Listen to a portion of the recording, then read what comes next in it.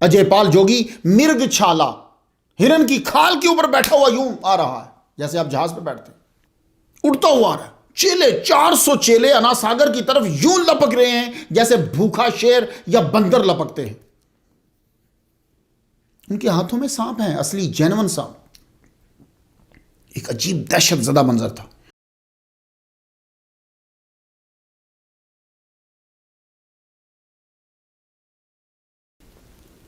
بہرحال خواجہ غریب نواز جدھر جاتے شہرت ہو جاتی۔ آپ خانہ کعبہ تشریف لے گئے، حج کا موسم تھا، حج کیا، بہت زیادہ طواف کرتے تھے آپ۔ مزاب رحمت کے نیچے آپ سجدہ ریز تھے، آواز آئی مانگ، کیا مانگتا ہے؟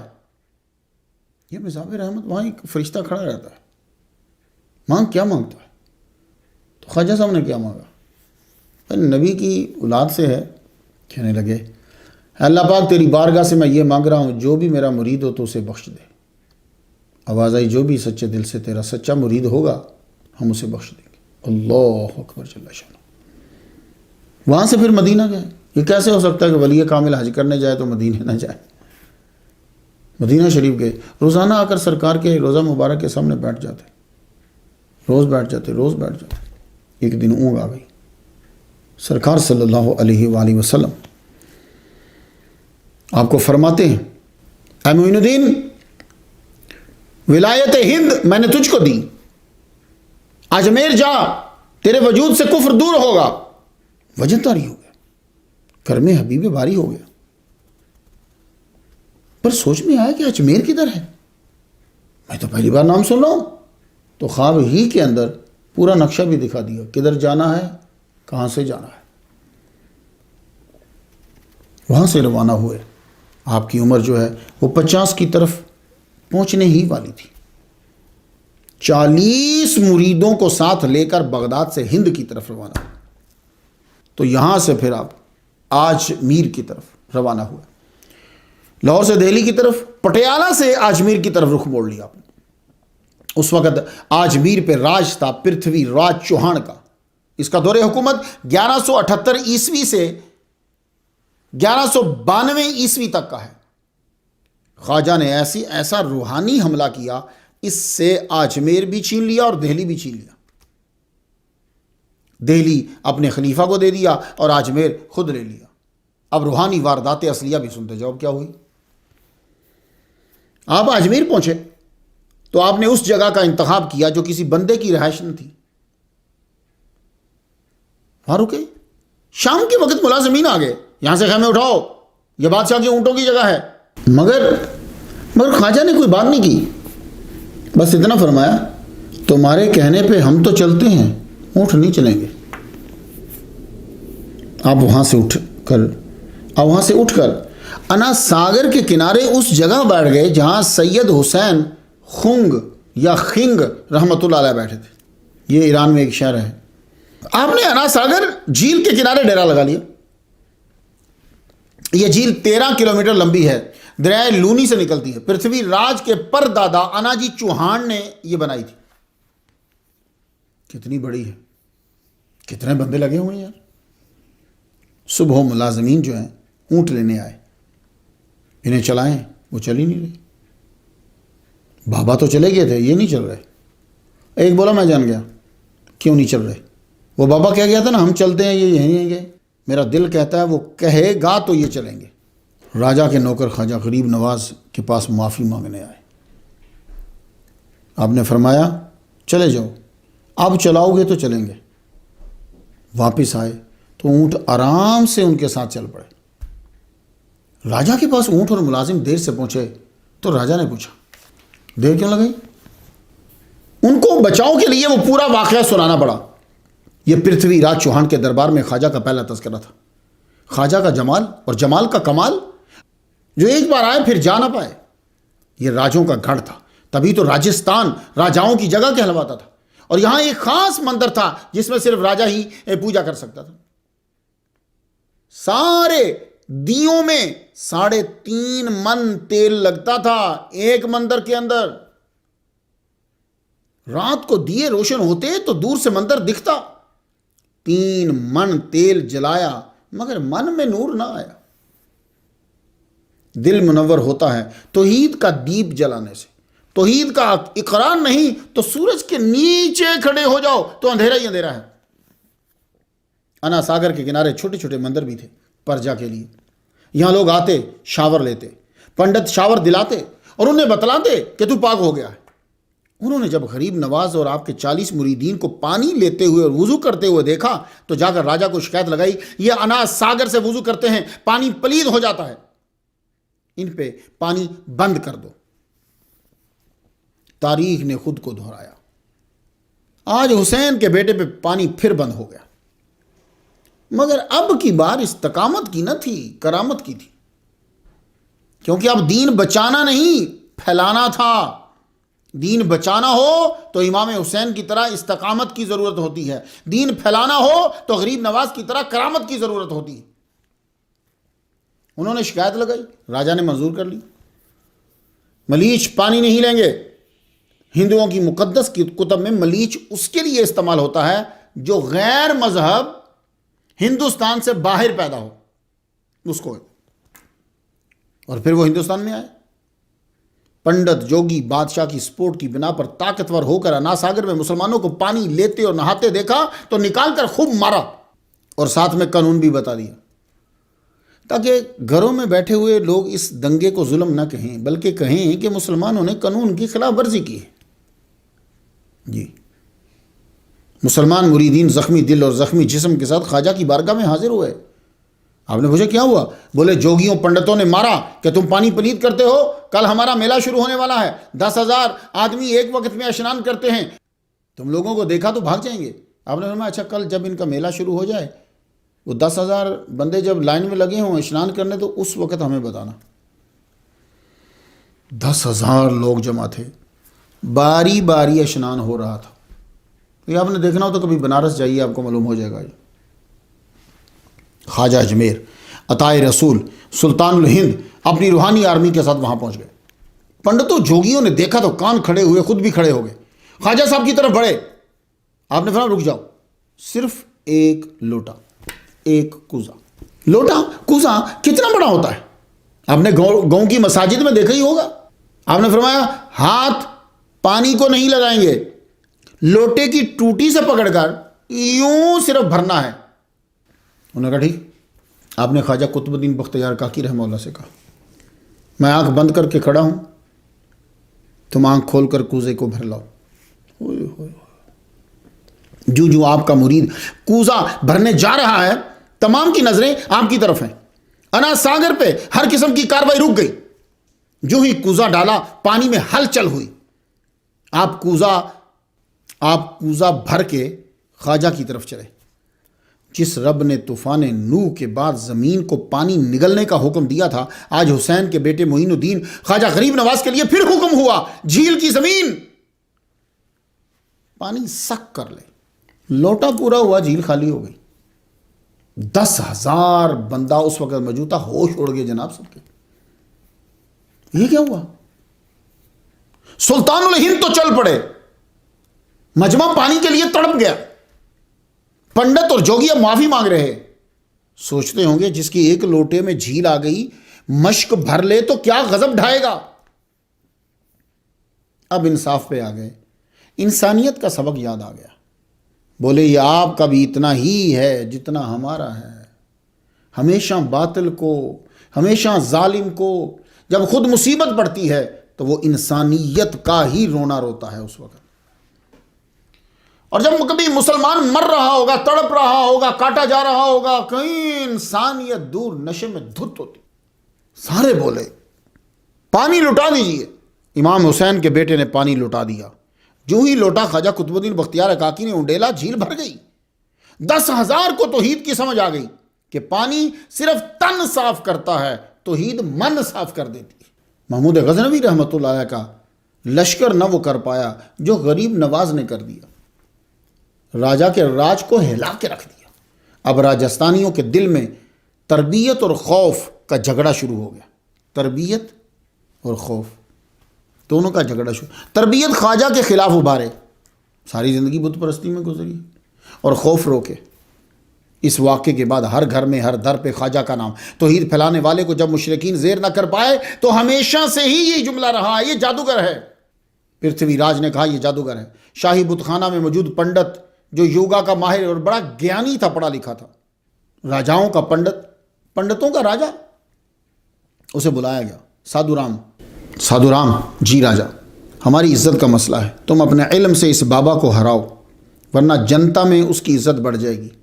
اپنی انا اور نوکری کی خاطر علمی چیلنج کر دیا.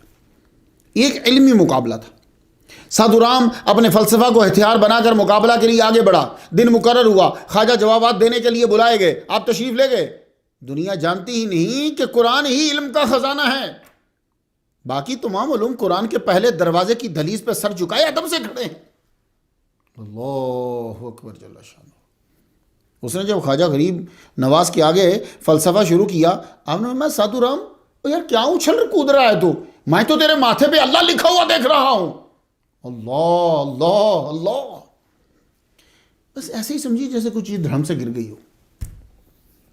مجمع میں ہی آپ کے قدموں میں گر گیا. کلمہ پڑھا, آپ نے اس کا نام سعد رکھا. واپس آ گئے. اب راجا نے سوچا علم کام نہیں آیا, اب جادوگروں کو بلایا جائے.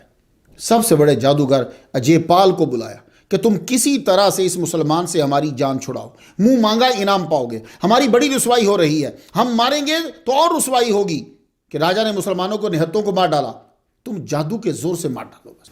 خواجہ معین الدین اجمیری چشتی رحمہ اللہ تہجد کے وقت اٹھے تہجد پڑھنے کے لیے, تو آپ کو الہام ہوا صبح آپ کے اوپر حملہ ہو رہا ہے جادو کا, اور یہ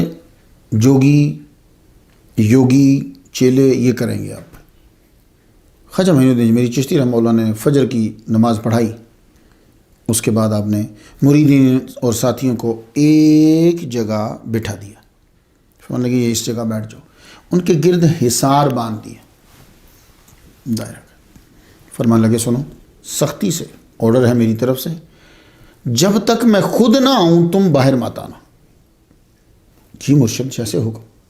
خود آپ آگے جا کے ایک جگہ پہ دائرہ کھینچ کے خود اس کے اندر آپ بیٹھ. روشنی ہوئی تو راجا اور پنڈت خوش تھے. آج یہ گئے, جوگی نے حملہ دن کا وقت کیا, رات کو نہیں کیا. حالانکہ اثر ہوتا ہے لیکن اس نے دن کے ٹائم کیا تاکہ زیادہ لوگ دیکھیں اور میری طاقت کا سب کو یقین ہو جائے. اجے پال جوگی مرگ چھالا ہرن کی کھال کے اوپر بیٹھا ہوا یوں آ رہا ہے جیسے آپ جہاز پہ بیٹھتے ہیں, اڑتا ہوا آ رہا ہے. چیلے 400 چیلے انا ساگر کی طرف یوں لپک رہے ہیں جیسے بھوکا شیر یا بندر لپکتے ہیں. ان کے ہاتھوں میں سانپ ہیں, اصلی جینون سانپ. ایک عجیب دہشت زدہ منظر تھا. لگتا تھا کہ موسیٰ علیہ السلام کا دور پھر آ گیا ہے. لیکن وہاں تو جادوگروں نے رسیوں کو سانپ بنا کر دکھایا تھا, نظر کا دھوکہ تھا. یہاں تو سانپ ان کے ہاتھوں میں تھے. سارے سانپ انہوں نے چھوڑ دیے, لیکن وہ جو ہی حصار کے قریب آتے تو مر جاتے یا کہیں اور رخ کر جاتے. پھر انہوں نے آگ برسانا شروع کر دی, لیکن اسے حصار تک نہیں پہنچتی تھی, پلٹ کر چیلوں کی طرف چلی جاتی. اب جوگی کو سمجھ آیا کہ نیچے سے کوئی چیز اندر داخل نہیں ہو سکتی, اوپر سے حملہ کرنا چاہیے. وہ اڑتا ہوا اب اوپر سے حصار میں آنے لگا. آپ نے اپنے نالین کو, وہ نالین چوبی جو تھی, کہا اچھا آپ بھی جانا چاہتی ہو, چلو اڑو, جاؤ ذرا اس کا دماغ تو ٹھیک کر کے آؤ. وہ نالین اڑی اور ایسی دماغ پہ پڑی کہ نیچے لا کے سامنے پھینک دیا. اجے پال سمجھ گیا جادوگر ہوتا تو مجھ سے ہار جاتا, یہ کچھ اور ہے. وہ بولا میں آپ کا دین قبول کرتا ہوں, بڑا عالم بھی آپ کا مرید, بڑا جادو بھی آپ کا مرید, راجاؤں کی نیند حرام. اسلام قبول کرنے کے بعد دونوں نے عرض کی حضور آپ یہ جگہ چھوڑیے. سعد یعنی وہ سادھو رام جو تھے انہوں نے عرض کی میری زمین ہے, آپ وہاں مسجد بنائیں. تو اب آپ وہاں منتقل ہو گئے جس جگہ آج آپ کا مزار پر انوار ہے.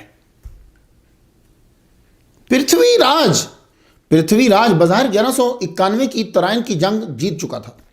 شہاب الدین غوری سے مگر پریشان تھا کیونکہ وہ حملہ دوبارہ بھی کر سکتا تھا. بس یہ چیزیں اور خبریں آتی رہتی. جاسوسی بڑی ٹائٹ تھی اس کی. مسجد تعمیر ہوگی, لوگ نماز پڑھنے لگے. آپ نے راجہ کو اسلام کی دعوت دی. دیکھا اجمیر کے اندر خواجہ کے مریدین اور مسلمانوں کی تعداد ہزاروں میں ہو رہی تھی۔ آپ نے اپنے ایک مرید کے ذریعے سے راجہ کے دربار میں پیغام بھیجا، تم اسلام قبول کر لو، تم بچ جاؤ گے۔ راجہ سنتے ہی سیخ پا ہو گیا۔ آپ کے مرید محمد یادگار رحمۃ اللہ علیہ کو مارا اور اعلان کر دیا ریاست میں کوئی معین الدین کے پاس نہیں جائے گا۔ خواجہ معین الدین حسن سجزی رحمۃ اللہ علیہ کو پیغام جو ہے وہ بھجوایا، تم میری راجدھانی چھوڑ کر چلے جاؤ ورنہ قتل کر دیے جاؤ گے، تو تمہارے پاس ایک ہفتہ ہے۔ آپ نے پیغام سنتے ہی فرمایا، ماں پہ تھوڑا را گرفتیم بالشکر اسلام دادیم، تو مجھے کیا مرے گا، ہم نے تجھے زندہ ہی لشکر اسلام کے حوالے کر دیا۔ شہاب الدین غوری 1191 میں عیسوی میں پرتھوی راج نے شہاب الدین غوری کو بھاگنے پہ مجبور کر دیا تھا۔ شہاب الدین نے اس کے بعد محل میں سونا ترک کر دیا، عام سی جگہ میں زمین پہ سوتا۔ وہ اس ہزیمت کو برداشت نہ کر پا رہا تھا، اس کو فوج کے زخم کا خیال تھا، ہارنے کا ملال تھا، کوئی مافوق الفطرت طاقت اسے سہارا دے تو حملہ کرے۔ اس کی طاقت اور حوصلہ جمع ہوا۔ ادھر پرتھوی راج نے خواجہ کو نکل جانے کا آرڈر دے دیا۔ ادھر آپ شہاب الدین کی خواب میں پہنچے اور فرمایا، اٹھو پرتھوی راج پہ حملہ کرو، اب کہ جیت تمہاری ہوگی۔ اٹھو پرتھوی راج پہ حملہ کرو، اب کہ جیت تمہاری ہوگی۔ اٹھا۔ ایک دن کے خواب پہ آدمی یقین نہیں کرتا، کہتا ہے ایسے ہی ہے۔ 3 دن مسلسل ایک ہی خواب آتا رہا۔ اب اس نے اپنے علماء کو جمع کیا، خواب کی حیثیت اور اپنی کیفیت کو بیان کیا۔ سب نے ایک ہی بات کی کہ آپ حملہ کرو، فتح ہوگی انشاءاللہ۔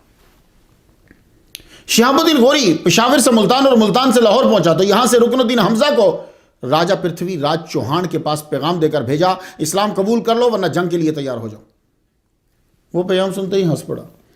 راجہ نے جواباً پیغام بھیجا، پچھلی مار بھول گیا، خود پہ نہیں تو اپنی فوج پہ ہی رحم کھا۔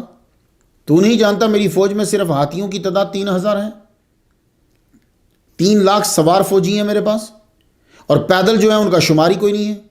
150 راجاؤں کا تعاون حاصل ہے مجھے، اور تیری اطلاع مجھ تک یہ پہنچی ہے کہ میرے جاسوسوں نے مجھے بتایا کہ پوری فوج تیری 1 لاکھ کے قریب ہے، تو کیا لڑے گا میرے ساتھ؟ شہاب الدین غوری آگے بڑھے، سرسوتی دریا کے پار خیمہ لگا دیے۔ خیمے لگ گئے جناب۔ شہاب الدین غوری نے فوج کو 4 حصوں میں تقسیم کر دیا اور ہر ایک کو حکم ملنے پہ حملہ کرنے کا حکم دیا۔ پرتھوی راج نے بھی فوج لا کر جمع کر دی۔ اسے اتنا نشہ تھا اپنی طاقت کا، ایک بار ہی پوری فوج کے ساتھ دھاوا بول دیا اور شہاب الدین کے چھکے چھڑا کے رکھ دیے۔ اس نے لگ رہا تھا کہ ترائن کی دوسری جنگ بھی یہ ہار جائے گا۔ دوپہر کے وقت ذرا سٹاپ ہوا، پرتھوی راج نے جنگ روکی، 150 راجاؤں کو لے کر بیٹھا، سب سے قسم لی فتح یا موت۔ سب نے شربت کا ایک ایک پیالہ پیا، پان کا بیڑا چبایا، تلسی کی پتی زبان پہ رکھی، کیسر کا ٹیکا لگایا اور بلند آواز سے بولے، آج ایسا حملہ ہوگا کہ یہ مسلمان لشکر صفائے ہستی سے ختم، دوبارہ کوئی افغان سے آنے کی کوشش نہیں کرے گا۔ شہاب الدین غوری کو خواب طاقت دے رہا تھا، خواب اسے جگا رہا تھا۔ اس نے آدھا لشکر سامنے رکھا، آدھے لشکر کو بولا کہ تم کسی طرح پیچھے پہنچ جاؤ، پرتھوی راج کے لشکر کے پیچھے پہنچو، جب یہ سامنے سے حملہ کریں گے ہم پیچھے ہٹتے جائیں گے، یہ آگے آتے جائیں گے، جب دیکھو کہ ان کو یقین ہو گیا ہے کہ ہم شکست کھا رہے ہیں تو تم پیچھے سے اسی وقت حملہ کر دینا، آگے سے ہم حملہ کر دیں گے۔ اب جب پیچھے سے حملہ ہوا فوج میں بھگدڑ مچ گئی، فوجی اپنے ہی فوجیوں کو مارنے لگ گئے، ہاتھی اپنے ہی فوجیوں کو روندنے لگ گئے۔ شام سے پہلے شہاب الدین نے میدان مار لیا تھا، پرتھوی راج بھاگ رہا تھا، کسی سبز کپڑے والے نے کہا یہ ہے پرتھوی راج، گرفتار کرو اسے۔ وہ زندہ گرفتار ہو گیا۔ خواجہ کی بات حق ہوئی، ہم نے تم کو زندہ گرفتار کر کے لشکر اسلام کے حوالے کر دیا۔ یہ کہیں سبز کپڑے والے خواجہ صاحب خود ہی تو نہیں تھے؟ شہاب الدین ہریانہ ہانسی فتح کرتا ہوا جب اجمیر پہنچا تو مغرب کی اذان سنی، حیران ہوا کہ راجاؤں کے گڑھ کے اندر اذان، جماعت کھڑی ہوئی تو پیچھے ہی بادشاہ بھی کھڑا ہو گیا۔ نماز ادا کی، امام نے سلام پھیرا، آگے بڑھا ملنے کے لیے۔ جب آگے بڑھا تو چہرہ دیکھتا ہی رہ گیا. اللہ اکبر جل شانہ. یہ تو وہی ہیں جنہوں نے خواب میں آ کے حملے کا حکم دیا تھا اور فتح کی نوید سنائی تھی. اب راجاؤں کی جگہ پہ خواجہ کا راج تھا. وہاں کا راجہ بھی پرتھوی راج کے بعد جو بھی اس سنگھاسن پہ راج پہ آیا ہے وہ ہندو یا مسلمان آپ کے آگے ہاتھ جوڑتا تھا. آپ کی ظاہری زندگی میں بھی ظاہری زندگی کے بعد بھی.